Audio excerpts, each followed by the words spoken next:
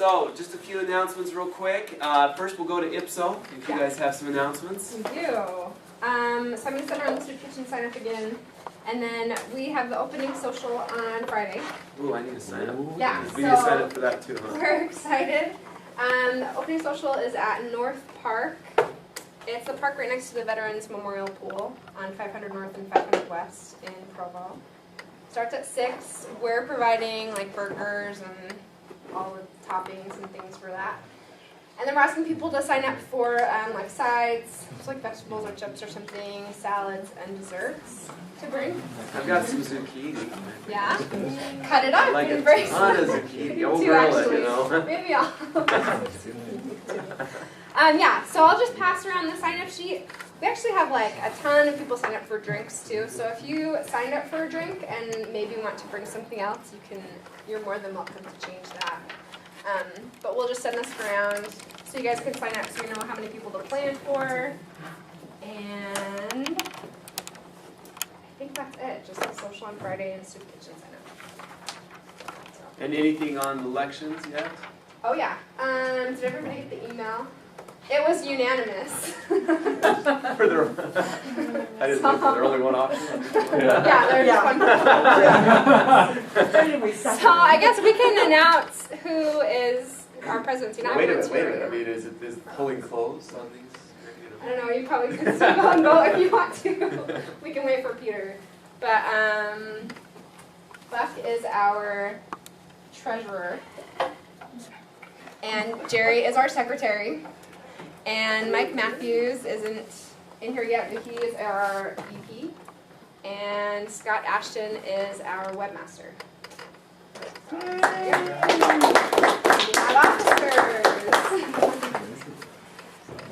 All right. So those of you visiting, we do that soup kitchen down in 150 right after this seminar. You're welcome to come to that if you want to. Get to know the department. So this is a fun seminar for us. Well, actually, I had there's another announcement. This one up here on the board. So do be aware next week of Simon Hooper coming to visit us. Let's make sure we come on out for this. One thing I didn't realize when I was here at BYU is you get a lot of guest speakers in this department, a lot. You know, usually a couple times a year. And I thought, well, that's great and all, but I'm busy. I've got other classes. You know, I've got things like that. Then I went to Georgia. And I realized how cool it was that BYU gets guest speakers. I mean, most universities don't get people coming to visit them because it costs money to do that. And it's been really generous that our college makes funds available for us to bring these people in. And it's really, really remarkable. And we've had some really amazing presenters and speakers over the last several years. So I would consider this kind of an essential part of your education, even though it's not something you get course credit for. So please make time to spend as much time as you possibly can with our guest speakers when they come to visit us. And so next seminar, spread the word because everyone's invited to that. That'll be noon to 1 o'clock. He's going to talk about his research, which is learning analytics. I think that'll be really interesting to many of you. I think Dave Wiley is planning to teach a class on learning analytics. This will be a good kind of kickstart to that kind of a thing. And then right afterwards, we're going to have the soup be a little bit different. We're going to have some catered soup from BYU Catering. And we're going to do it down the hall in room 351, so we have a little bit more space. And we're going to do that from 1 to 2:30. And that's going to be kind of an eat soup and informal Q&A. So you can talk to him about his presentation on learning analytics. You can also talk to him about Studio, because he teaches and designed their instructional studio out at Penn State. You can also talk to him just about instructional design, because he's really knowledgeable as far as design goes. Talk to him about learning theory. He's published a pretty well-cited couple of articles on learning theory and its application to instructional design. So lots of different things that you can talk to him about and have a chance to chat with him about. So maybe prepare a few questions, a few things you'd like to talk to him about, and talk to him about Penn State if you're considering their PhD program. But you can do that 1 to 2:30 p.m. So I know that there is a 5:15 writing class that some of you may be in. And I think Steve's going to work it out so that if you want to go to at least the first part of this and then come a little late to the class, you can do that. That's what he told me. So, Janelle, did you have a question? No, I was just wondering if this is going to be something, when we have guest speakers, guest lecturers come in, are we going to have this question and answer after that? It depends on the faculty member who's hosting. but typically there is usually time for students, whether it's before or after or sometime. We did that with Brenda Bannon-Ritland when she was here. There was this time when students sat around and talked to her. And was she who we brought last year, or who did we bring last year? Steak. Who? Bob Steak. Bob Stake, and there was a couple sessions there where he visited classrooms, and then it was open, and people kind of had informal times to chat with him. So that's been kind of a theme that we try to do. So, all right. So yeah. So now to the session today. We're excited about today's session.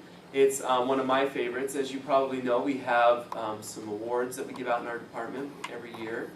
And if you think you might have done something that qualifies for this award, sometimes as faculty it's hard for us to keep track of all the good work that's done in the department. So you are welcome to nominate yourself to your advisor to say, hey, if you don't mind nominating me for this, I think this might qualify. And he can either do it or say he's going to do it and then not do it if he doesn't feel like he should. Behind your back. But either way, you can nominate yourself for this kind of a thing.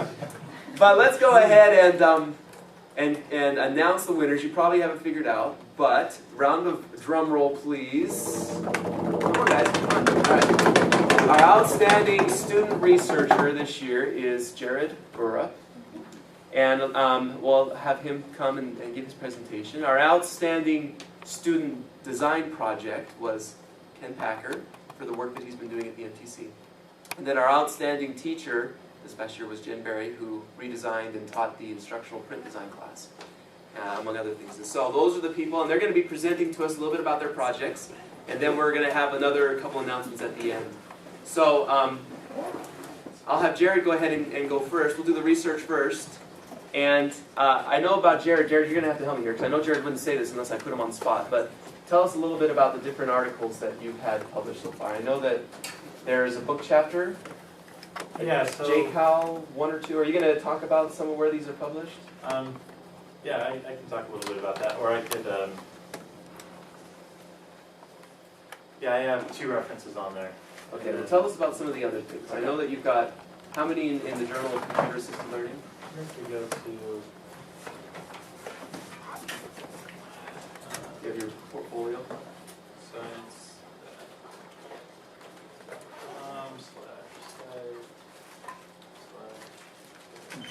Cross your fingers. Yeah, so as far as research goes, you'll see that some of these have been published, but most of them are kind of in review right now. So there is, with Journal of Computer Assisted Learning, this was one of the articles for my dissertation. And if you're in the PhD program and you're interested, I really recommend looking into the 3-article or 2-article format. And Jared can talk to you about that too. He's been doing that for his dissertation. So I felt there was lots of advantages there. This one was on asynchronous video and how to improve social presence, and that's in the internet and higher ed. This was one I collaborated with Dr. Graham on TPAC, and that's in JCal as well. And then hopefully I hear back on these soon. I also did a book chapter my first year in the program with Charles that got published, and one that's also submitted as well. That will be published later this year. yeah, thank you. A A little bit about what you're doing. Yeah, so I don't know about you guys, but when I started the program, I can't say that I was thrilled about research. But I definitely had topics that I was interested in, and so I think a lot of you are in the same boat. You come to the program and you're interested in topics. And I found that research was a great way to learn more about it, and I actually have really come to enjoy doing research. And there's so many opportunities in faculty members, especially if you find a faculty member has similar research interests to you, you can really have a great partnership. And I found that the faculty member in our department is just amazing as far as giving you time and guidance in regard to those things. As well as there's lots of opportunities to teach as well. And I find that if you're teaching, there's also lots of opportunities to do research with that. And so I know Dr. West is over 286, and I've helped with that and done some research there. And then Charles has some other similar courses with ECE and LED. So if you're interested, I would contact them. But mostly my research is focused on online learner interactions. Who in here has taken an online learning course? Okay, so most of you, I don't think I need to tell you that it's growing. In 2008, 1 of every 5 secondary ed students took at least, or post-secondary ed students took at least one online course. And in K-12, it's kind of lagged a little bit behind, like a lot of things with K-12, but it's catching up. And in 2009, there was 1 million K-12 students that enrolled in at least one online course.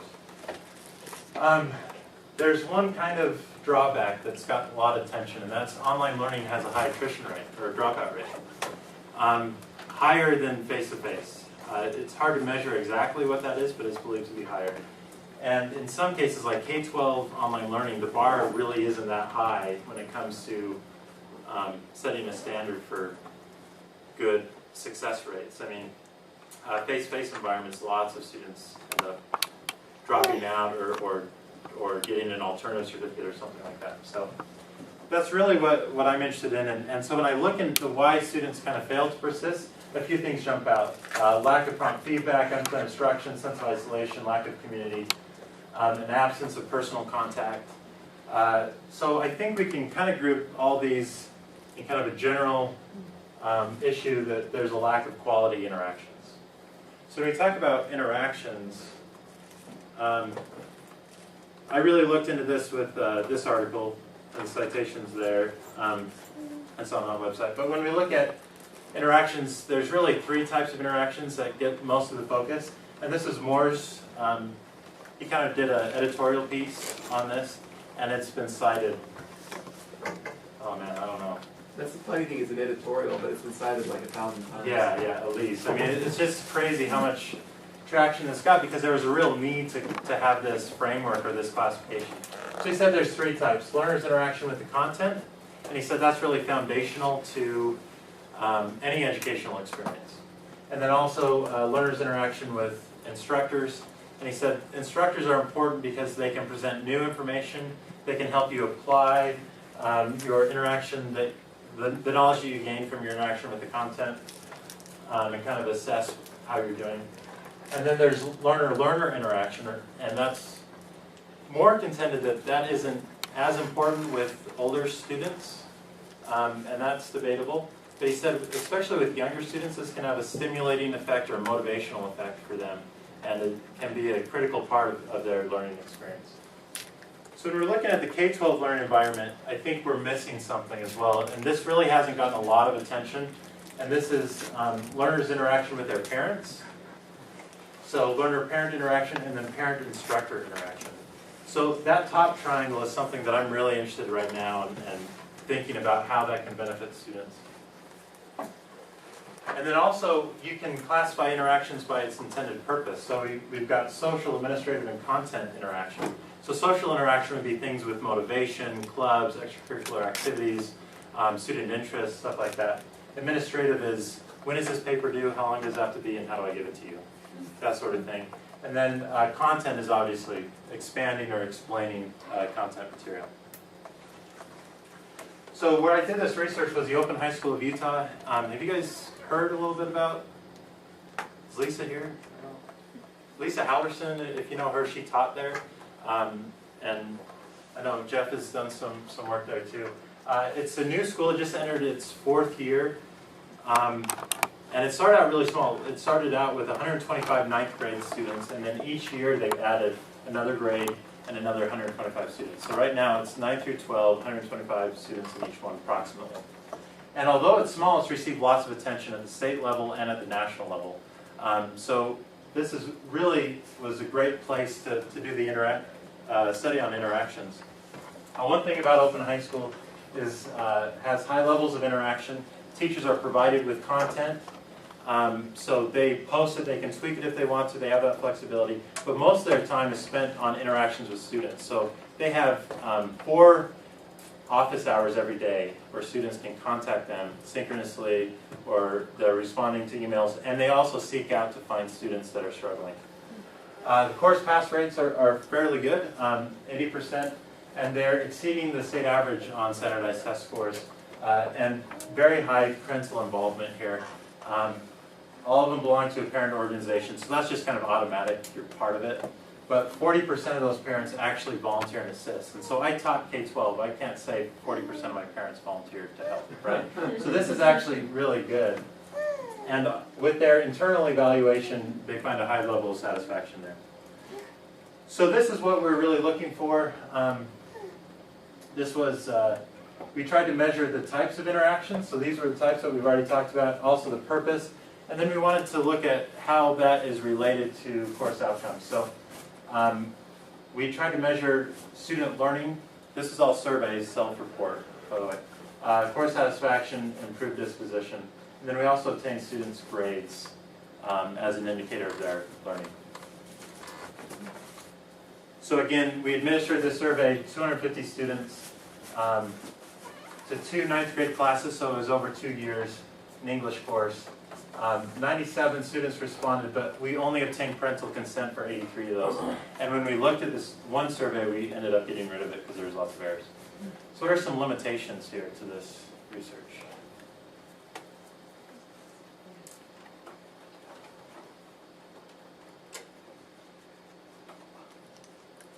The 39% response rate.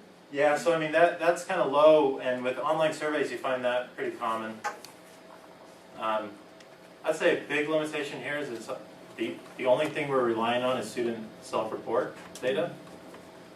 9th grade, same context, same school, and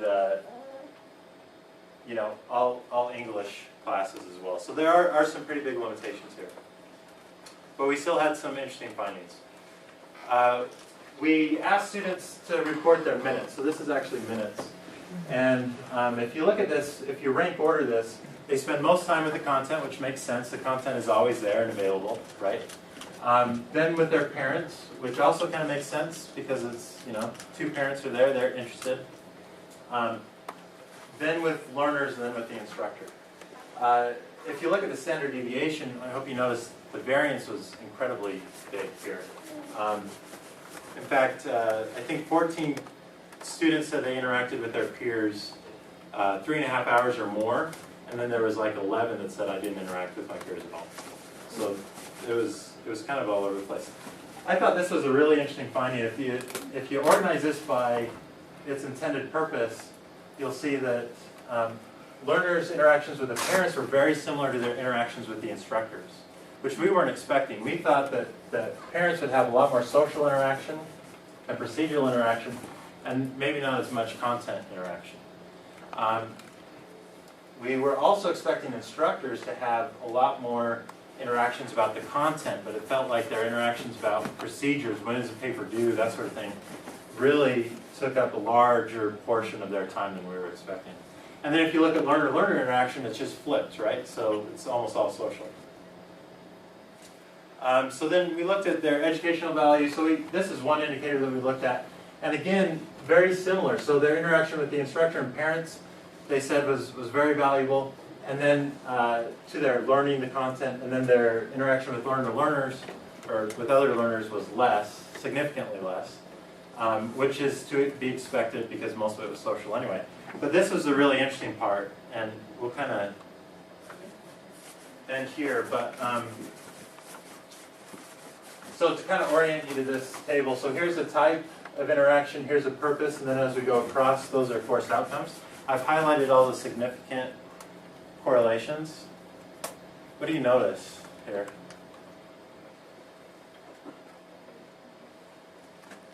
Yeah. The learner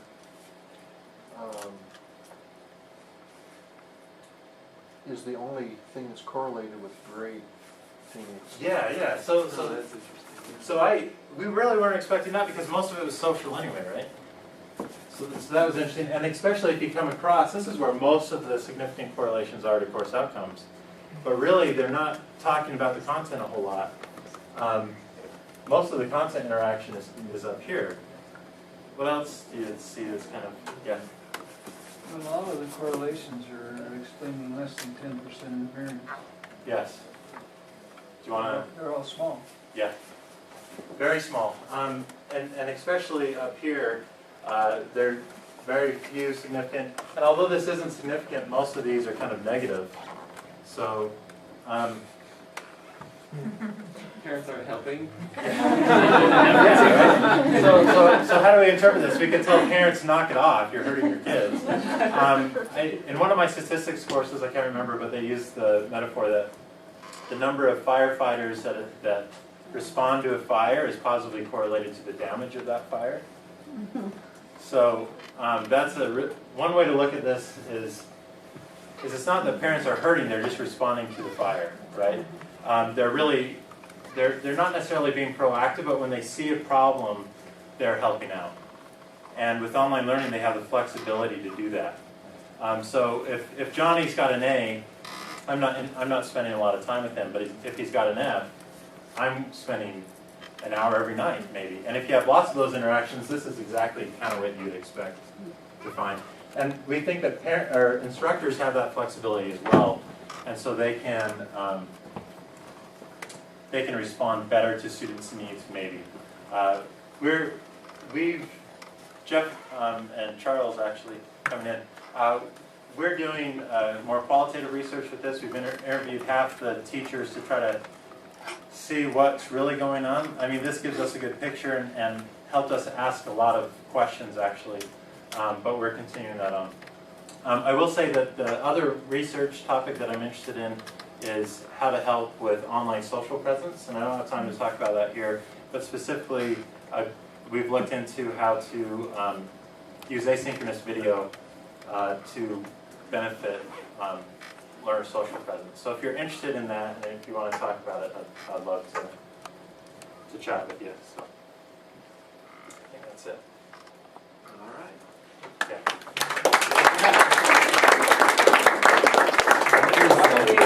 Maybe Buck can ask a question while we're getting Jen ready, because I know with the baby, is it better to go now or third? Not crying right now. I was thinking of that, not crying right now, so maybe we can go now. So Sorry, my babysitter fell through. that's all right. So maybe we can take one question while Jen's getting set up here. I was just wondering the title of that article again. I can send it to you. I think it's the nature of learner interaction in some boring, I don't know. Jen, anything to Just, show, or you yeah. just gonna follow it? Any other questions for Jared? Maybe we can take one more.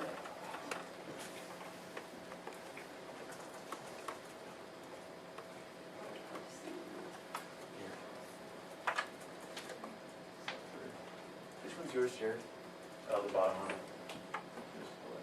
You just pull it? Yeah. I'll risk it. Well, maybe while Jen's getting started, I'll just say that we, for many years, had an instructional print design class, and I can't remember exactly what the situation was, but I think that it became to where we didn't have an instructor for that class. And Jen had some background on that, and she took over that class and kind of did some redesign on it. And from what we've heard, did a pretty good job in teaching it, and a lot of students really felt there was some good value in that class. And so she's going to talk to us a little bit about that nature of that class and kind of what she did with it. All right. So it's IP&T 655, Instructional Print Media Design. And I was in the printing and textbook publishing business for a long time, and so that's where I got involved with it. What I wanted to do was just go over what we did last night in class, just to give you an example of what the class is like. So this is the textbook we use. It's the Non-Designer's Design and Type book. It's a really good book, even if you don't have time for the class. I'd highly recommend picking up a copy. It's a very easy read because there are lots of pictures and examples.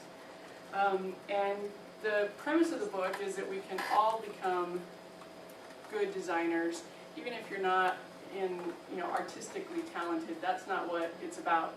It's about following a few design principles and some design rules, and if you use those principles, then you can make your designs look pretty good. And one of the things that I think is really tragic is when somebody spends 40, 50 hours, 100 hours developing really great content, but then no time on the visual presentation of it. And so in the class, we try to first increase our visual awareness of how to make when something looks good and when it doesn't and why that's the case. So one of my favorite examples of a tragedy is this here. This is just a spread from what was actually a 500-page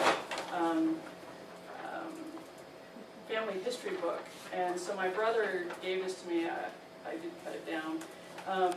It was printed over at Print Services, and I do have a picture. I just took a picture of this. Oh, it didn't keep the rotation, so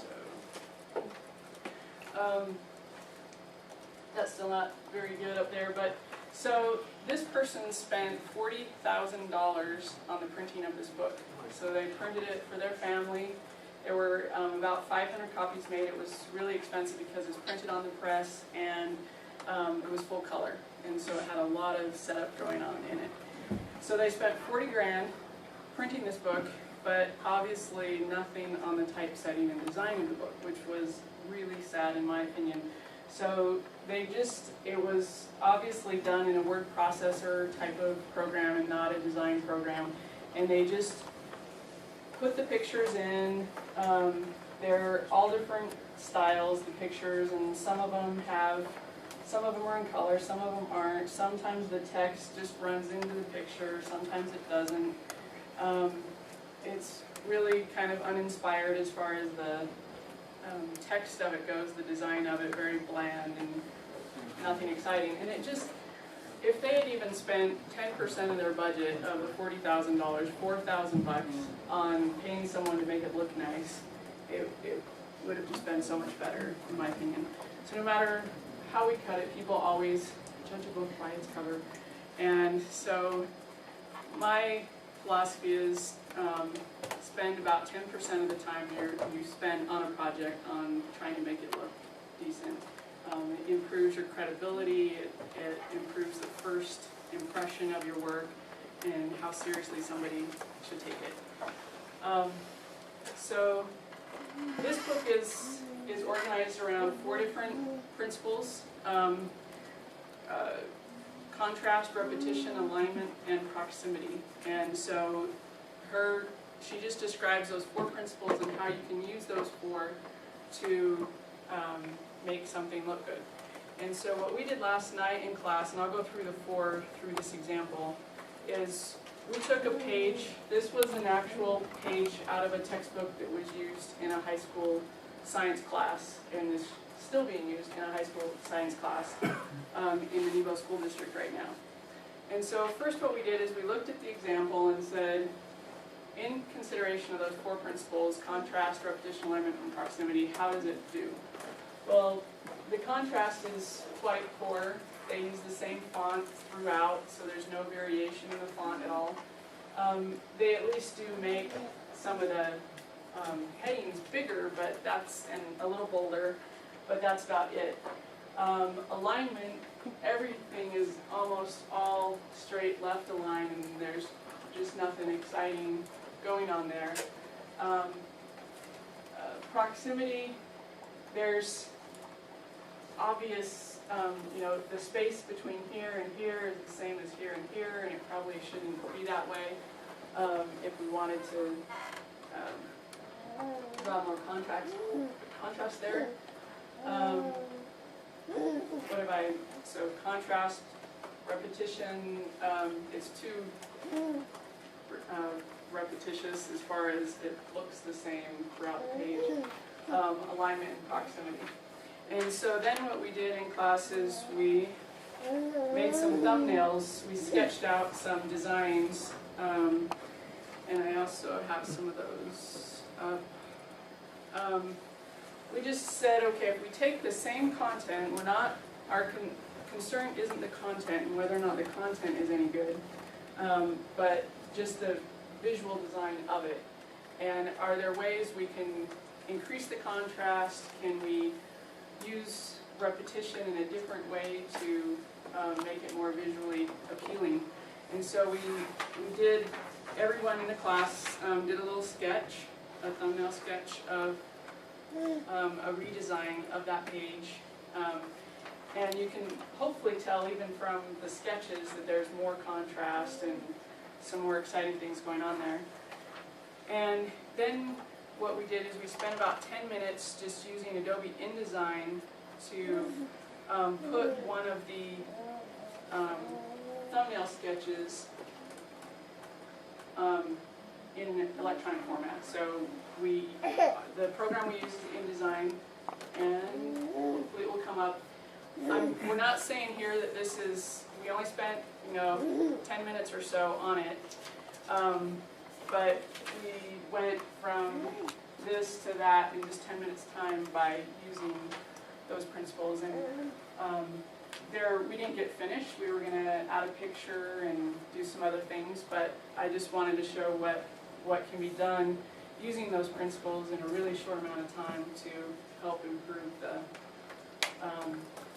look, visual appeal of your document. So that's what the class is about. Sorry, I didn't catch what proximity meant.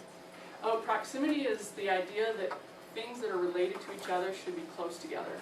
And so as the designer, you're guiding your reader through the document by placing things next to each other correctly. Any other questions on the class? I have an invitation. It's a little too late to add the class this semester, I suppose, but we do 2 different field trips in the class. And one of them is at the Crandall Printing Museum over on Center Street, and they, if you've never been to their exhibit, it's really fascinating. It's really good. It goes through the history of printing, and it was founded by this guy who just saw a lot of miracles in how the development of printing came about and the coming forth of the Book of Mormon. And so he goes through it from a religious perspective, and it's just a really great tour. And they have a flat rate for it, and our class isn't big enough to use all of the slots. And so if anyone would like to join us on September 25th at 5 o'clock at the museum, they're welcome to come along with spouses or kids, because it's really a fun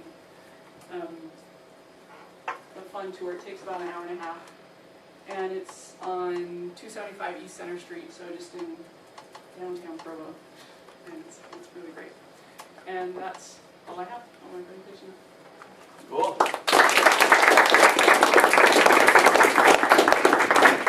So let's take a question while Ken's getting set up. Yeah. Oh, this isn't the question. Oh, I left my book for that class on the IP&T table. It's been sitting there a few days. Yes, it has been. I think It was someone there last took night. it though, It was last night. maybe, because it's not there anymore. Because we So went to class and we were like, whose book is still sitting here? And Oh, we were someone walking else's. out of Garbage. class. Yeah. So That's like you the know worst that place is to leave the just- book, because Yeah. most of those books are for Yeah, exactly. check out and exactly. take home and use and then bring it back. Well, I thought it was at my home, but Once I So didn't we know. left it, that was like at It's 5 o'clock right last night. outside. We left it sitting You there. know what, you so- can send it out to the listserv and see if anyone accidentally thought it was available for checkout. I actually was excited to see it there. I was like, sweet, It's this is awesome a book. great addition to the checkout Awesome table. book. And it wasn't, so maybe when the semester's over, you don't need it anymore. Really quick, before we start, does anybody know where the sign-up sheets ended up for the social? In my notes, I'm sorry. Oh. Where we? So that's the soup kitchen for those that were here at the beginning. The soup kitchen sign-up sheet and the sign-up sheet for the opening social. So come on in, we got a few more seats up here in the front if you need to find a place to sit. So our last presenter is going to be Ken, who's going to talk about his redesign of the curriculum for teaching language study at the MTC. And maybe you can talk a little bit about the adoption, because I know that this has been or is going to be actually put into practice, which is really exciting to have something you designed put into practice. And also, if you want to see a copy of his design document, I know that Andy Gibbons feels like it does a pretty good job of following the rubric that we talk about as far as knowing how to fill out and talk about design in a document. So maybe Ken can share that with you if you have interest in that. Alright. First off, I have to disqualify myself as I was very surprised that I would be getting this kind of award. And for all of you that get to a point where you feel like you're ready to give up and you can't do it, you can, and the faculty, especially Andy Gibbons on this project, made a huge difference in helping me move forward and believing. I had most of my hair when I started this program. So this particular project was kind of a beginning point to some changes in curriculum that we've done at the MTC. It's a feeling that a lot of people have had for a long time, and it was kind of a predecessor. It was meant to be used in field in a nonlinear learning environment, so missionaries could access grammar and get language help without having to go from start to finish on the grammar book. So this is the end product of that project. This is just a quick summary. The topic was how to learn grammar in a nonlinear learning environment. I'll go through kind of what that means. We had a 241-page Spanish vocabulary and phrase book and a 286-page Spanish grammar text that were the end product. Method was the design-based research. There were 4 major revisions, but I lined up all the different versions of these books. This is just one version. It went all the way around my office. We printed that many different versions. We put them into major cycles spanning 2 years, and it was supported by literature and then application.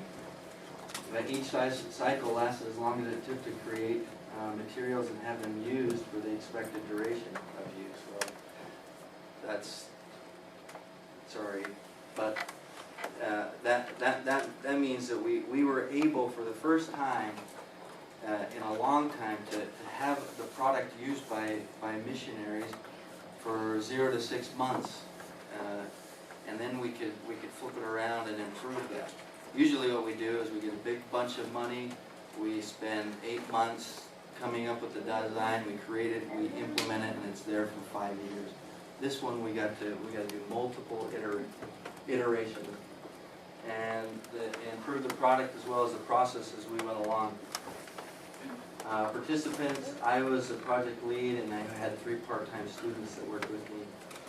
Project Write Up, this is where Andy really helped me. It took 8 months to write up with a lot of help. So thank you, Andy. The magnitude of your project, Ken, was remarkable. I don't think I've ever seen a project that went 4 cycles of tryout and revision, and each one accompanied by data, and I thought it was very impressive.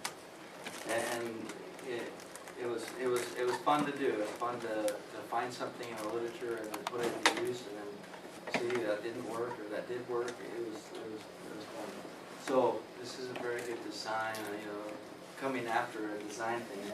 But I got clip art in here, right? So this was the old way of doing things. You had a syllabus, and the teacher drugged the missionaries through it. We in the infield environment now, currently at the MTC, a family is driving what missionaries do. They have the Gomez family that they're teaching. They met them at the door. They invited them in because their family was struggling. So the missionaries in their daily planning session talk about that family, receive a little revelation from heaven, go to their personal study about the different families in the scriptures that got help from the gospel, come back and share what they learned from heaven with each other, create a study plan, put it together for the Gomez family, and then they say, what can we do and what can't we do in the language in order to teach this thing that they feel inspired to. That's what they do during language study. Then they go and teach. They might use 80% of what they prepared because heaven gives them 20% that they'd studied before or whatever. But this is where we were. We needed to get to a place where missionaries are thinking about the Gomez family and to start accessing language to help and prepare for that family. So I'll just quickly skip through those. While transforming the grammar-driven course of study to a context of use-based curriculum, 2 theoretical bases were selected to inform instructional strategy used to enhance the missionaries' language learning materials. The first was case-based explanation by Shim. The second was, there's lots of literature on hypertext about how to help a learner when they bump against something that they don't understand and they need to find an answer. And So we used both of those in print. It's turned out pretty cool. So, I already talked I'll just show you kind of the 4 cycles. First we had 3 8.5 by 11 books. They had phrases, vocabulary in a separate book, and then grammar. You can see the print design there. The next step was to put those all into one. So they just had one little book, and we made it smaller, so they could carry it around with them. They had the grammar in the back, and the vocabulary and phrases were on the same page, and that really helped them as they were preparing, gospel, God is our loving Heavenly Father. The next revision, we started saying, how do we get them to interact? They're going to come up here and they'll find para. They don't know why para is in the form that it is. So we put a little superscript that went right to the grammar book.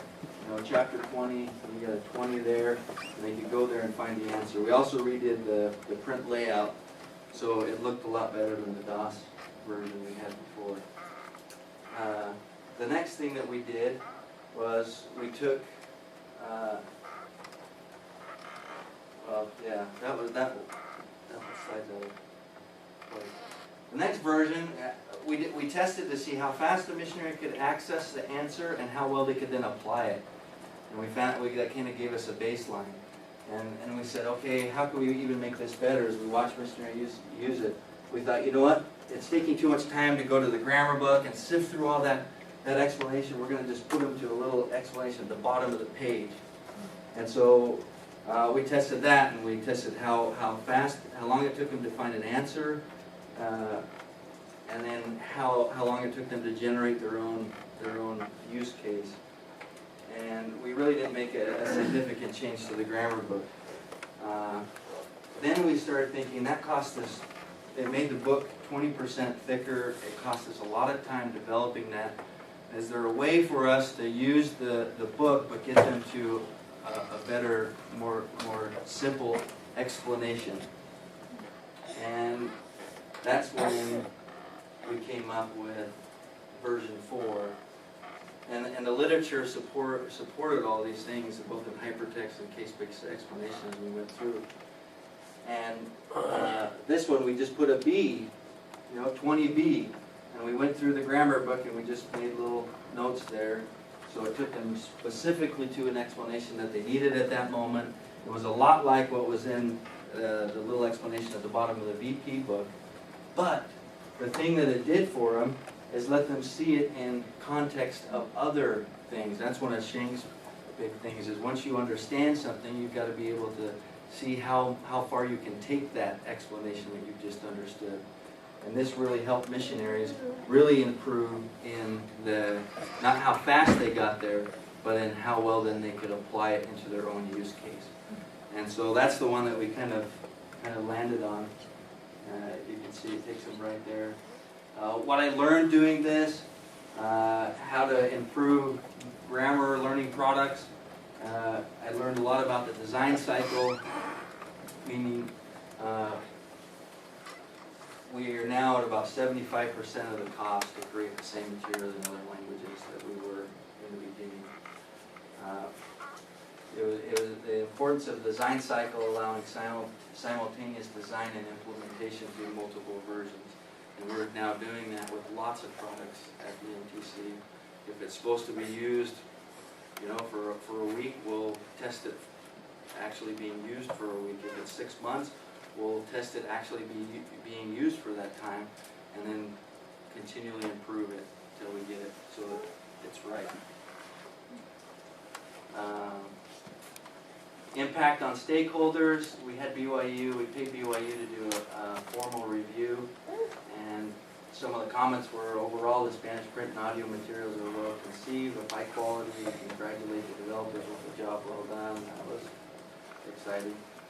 This was the most exciting thing because it kind of showed how we could use the literature and actually having people use the materials.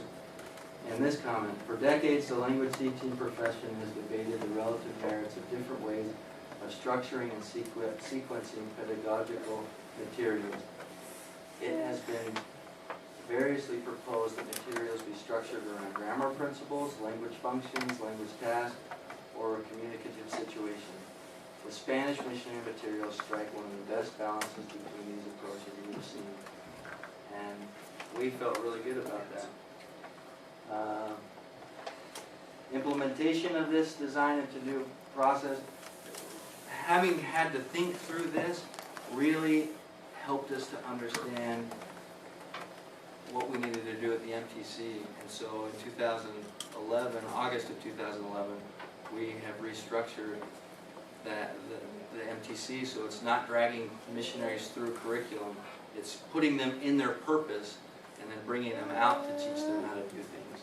And that's still trying to translate down to the teacher level right now. But that's where the design is. We're seeing some good results from that. This was just a quick thing. I used the product as a bridge into my dissertation, and so as you're thinking about what you're doing, we've created these now in 4 other languages, and now we're testing to see if it works with languages that are very different, like Spanish and Mandarin. Does this same strategy work with Mandarin missionaries? Once we answer that, we'll know how many other languages we're going to build this kind of material for. So,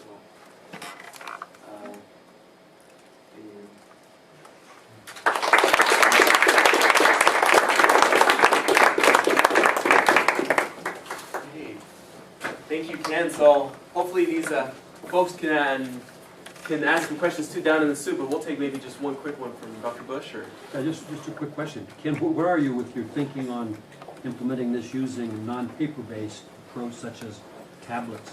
We are redesigning right now the Tall 5.0 platform, and this has made it really easy because we already have the connections made. We just have to put the content into a new delivery platform. Will that be PC-based or tablet-based or both? It'll be for both phone, tablet, and PC. Yeah, wouldn't that be great? They'll take it around on your phone when you're out in the field or something like that, able to access the material.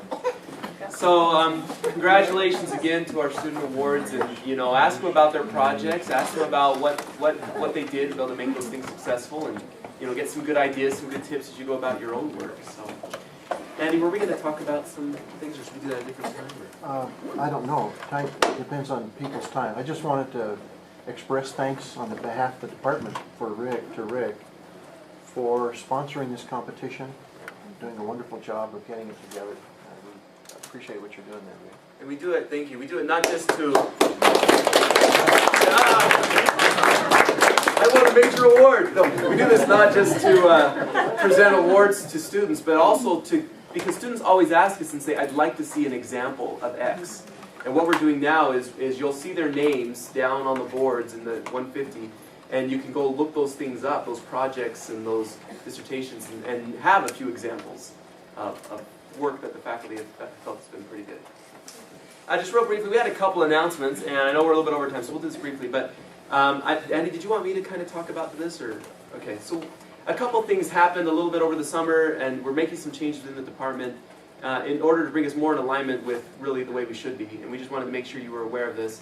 The first one was when in the past the process has been for things like dissertations that if you were going to defend, you had your paper done 2 weeks before you defended. And then you brought it to the faculty with a piece of paper that we all had to sign so that you could schedule your defense with the graduate school. Well, that paper always said, I have read the dissertation and find it worthy to be defended. But that paper always came to us at the same time as the document, so we were basically not being completely honest because we hadn't had a chance to read your document yet. And that's really not what the graduate school intended by that. And so what we're doing now is trying to be more in alignment with the graduate school there. So you need to plan ahead a little bit more because now you need to get your document to the faculty 2 weeks ahead of the time of signing the document, which is 2 weeks ahead of your defense. So you need to have your document done 4 weeks ahead of your defense date. Now this is for the final document. Prospectuses, I don't think are scheduled quite that same way, so it's still 2 weeks maybe ahead of your defense time for the prospectus, but for your final defense, You've got to plan on that. So look at your deadlines and just plan a little extra time in that way. The other thing is that we're moving away from, in the past we've had 12 credits of internship. And that's a lot more than what other programs in our field do. And that's not to say that internships aren't still important, because they are. But we feel like we've been giving too much credit for internships. And so we're going to be cutting that down to 6 credits of internships, and instead asking that you take 2 other credits of elective type specialization credits. So you can take the instructional print design classes. You can take some of these classes that maybe you weren't planning to take, but it's going to be now something that we're going to be having people do more of. Yeah. Did you mean to say take 2 other credits or 2 other? 2 other classes. Sorry, well, 6 credits, which typically are 3 credits, not always, but so probably 2 other classes. And if you have concerns about that because you're already partway through and you've worked out your credits, you've already taken internship credits and you're not sure about that, talk to your advisor, because there will be probably some grandfathering in. But if you're a brand new student, which I know many of you are in this room, just kind of plan that even though the website says 12 credits, we're making the process changed right now. We're going through the changing process to make that a 6-credit internship and then 6 additional credits of, this is more for the PhD students. So just keep that in mind. Faculty, did I explain that right? And is there anything else that we needed to go over? Or? The internship passed administrative council today, so. So it is something that's going to become the way it is in our department. So talk to your faculty member, your advisor, if you have any questions on that. All right, well let's go ahead and go have some soup.